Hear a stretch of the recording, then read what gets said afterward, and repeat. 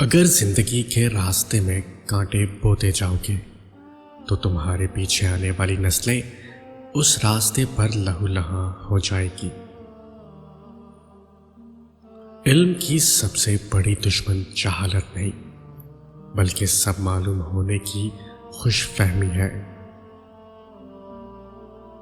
اگر کسی انسان کے کردار کا صحیح اندازہ لگانا ہو تو اسے طاقت یا بڑے عہدے سے نواز دو۔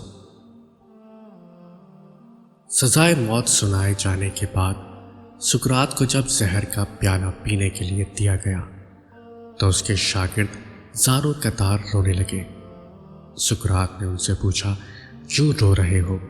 انہوں نے جواب دیا، آپ بے گناہ مارے جا رہے ہو۔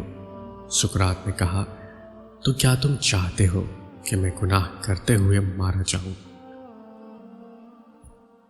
ہم ایک ایسی دنیا میں رہتے ہیں جہاں ہمیں محبت چھپ کر کرنی پڑتی ہے، جبکہ تشدد ہم دن دہاڑے کرتے ہیں۔ بڑے سے بڑے جھوٹ کو پرنٹنگ پریس کی مشین سے گزار کر کاغذ پر پھیلا دیا جائے تو کئی لوگوں کی نظر میں وہ قابل قبول اور قابل اعتبار بن جاتا ہے۔ اگر سب آپ سے خوش ہیں تو ضرور آپ نے اپنی زندگی میں بہت سے سمجھوتے کیے ہیں۔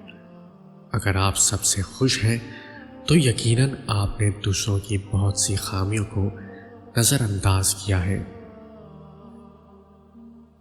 دنیا کی ہر شے تنہائی کی کوکھ سے جنم لیتی ہے۔ بعض لوگ اچھا بننے کے لیے اتنی کوشش نہیں کرتے جتنی کہ اچھا نظر آنے کے لیے کرتے ہیں۔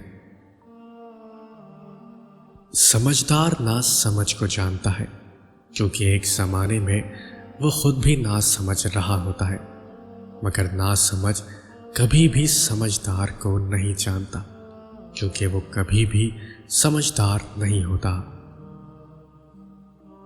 تصور علم سے زیادہ اہم ہے۔ کسی اور کی طرح بننے سے بہتر ہے کہ تم اپنی ایک پہچان بناؤ۔